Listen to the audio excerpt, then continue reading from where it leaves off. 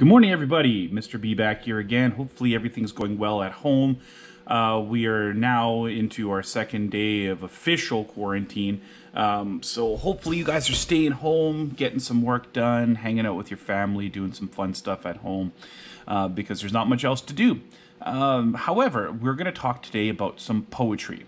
Now, you've done some poetry writing. Now we're going to look at some poetry analysis, and we're going to be really digging into poetry to look for certain different terms. Now, all of you were given a booklet before we had the break here about different terms and different poetic language or figurative language that we're going to be discussing. The first one is personification, also known as human characteristics. We've actually talked about personification in all of our novel studies so far, but really haven't dug deep into it. So that's what we're going to be working on today. So follow along on this PowerPoint, guys, and we will sort of explain what personification is and how to identify it, and we'll do some work around it a little bit later.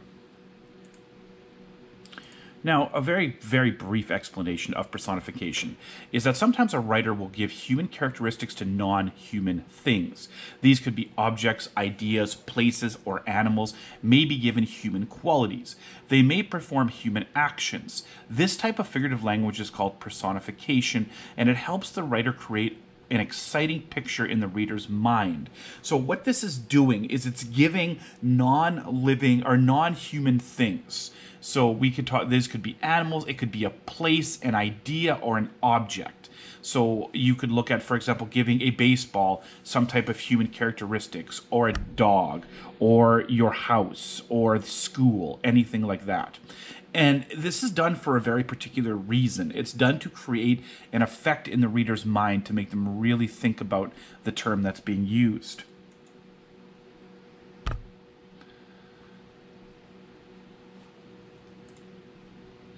Now, let's look at some examples of what that actually looks like. Sometimes it's better to just see them in action. The sailboat danced gracefully past us. Now, we know that sailboats can't dance because sailboats are not living. They are just objects. And dancing is a human characteristic. You might argue that animals may dance, but it's hard to say if that's the truth or not. But, for example, a sailboat sailing, it doesn't happen. Also, a sailboat can't be graceful because it's not a living thing. The flames ate hungrily at the burning house. Now, flames are non-living. Flames are just energy. They don't eat. So they can't eat hungrily. That's something that a human would do. You might say that Evan ate hungrily today at lunchtime, but you wouldn't say the flames ate hungrily at the burning house. But it adds an effect. It shows to show us how much the flames were spreading or how much they were burning at the house that was being destroyed. The once proud trees bent meekly before the storm. Okay, now trees can't be proud because they're trees. Trees are not living. They're not proud or not proud. They're just trees. However, once proud gives us the impression that these are older trees. These are stronger trees. These are trees that were tough and had weathered a lot of things. And bent meekly before the storm, which means to sort of give in, or, meekly meaning to sort of be weak before the storm. But trees cannot be weak, they're just trees. They can be weak compared to other trees, but as a tree itself, they can't be meek before the storm. And lastly here, the broad, flat rock lay sunning itself by the stream. Well, rocks aren't going to be sunning itself because, first of all, a rock isn't in itself. It's not a living thing. But this gives the reader the impression that the rocks are sort of by the stream are being beamed on by the light of the sun. Now, we can do a bit of practice here. And if you have some paper and a pencil at home, this would be a great time for you to do this. But I'll sort of teach it as if you are doing it, and we'll talk about it then. But read the sentence, think about the meaning, and notice how personification creates a word picture, and identify the personification in each sentence. So the first one here, the fog crept silently into the valley. Okay, so what about this sentence is being personified? Now, it says the fog crept silently. Now, The fog is the object here. Now, fog is a thing, it's an object, and it's crept silently. So fog cannot creep, it just moves. It's fog. It moves by the wind, it moves that way. It doesn't creep silently. Creeping or creeping silently would be more of a human thing. It's something we would do. Now, what is this supposed to create? Well, a picture of a fog kind of slowly moving over the sort of the deep valley.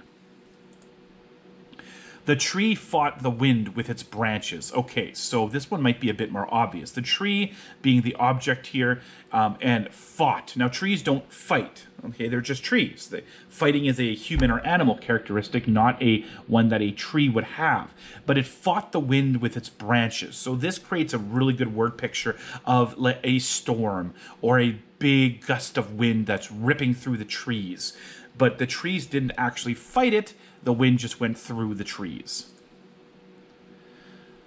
The computer devoured information all day. Okay, so a computer is an inanimate or a non-living thing, and it doesn't devour information. Devouring is a human or animal characteristic. So we might say, for example, that Austin devoured his lunch, and he may very well have done that. But a computer doesn't devour information, it just processes information. But it gives us the word picture that this computer is working extremely hard and taking in tons of data or information. The hikers left the meadow and were swallowed by the forest. Okay, so we first of all have a few things here. The hikers are not the object of this sentence. The hikers are the object of the sentence.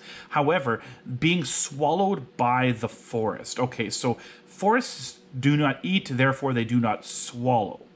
A forest is just something that is. People can enter the forest does not swallow them. That is a human or animal characteristic that cannot be applied to a forest. But since we're talking figuratively here, this gives us the image in our heads that the hikers were lost in the forest. They were overwhelmed by the forest.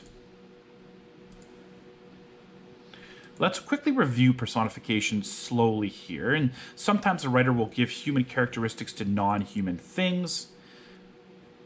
Objects, ideas, places, or animals may be given human or animal type qualities. They may perform human actions, like a forest swallowing the hikers. And this type of language is called personification, done for effect to create an image inside the reader's head or mind while they're reading. Now, we're going to be going through a number of sheets over the next week that will have personification sentences in them, and it will ask you to identify what's being personified in those sheets. So while those sheets come up, make sure you refer back to this video to help you realize, help you with those sheets, I should say. And in addition, we're going to be looking at some individual poems over the next few weeks, and some of those poems will ask you to identify personification, or it may even say find some types of figurative language in this poem. One of those types of figurative language could be personification. Now, obviously, we're not doing this sentence together because you're not here with me. That being said, let's go through some very helpful hints before we wrap up for the day. To recognize personification, so before you go ahead and just start putting your answers down, read the sentence carefully. It's very possible that you're missing something if you read too quickly. Try to see the meaning of the words. So read it once and then read it again, trying to visualize it in your head. And notice how personification creates a word picture and makes the sentence more interesting. Now, otherwise, guys, that's it for today. So please make sure you keep watching these videos to help you with your homework, and don't be afraid to message me if you have any questions. Once again, guys, take it easy. Try your best to get this work done at home. We don't know exactly when we're coming back, but hopefully it's soon, because I am really missing teaching to a classroom and not to a computer screen. Talk to you guys soon. Bye now.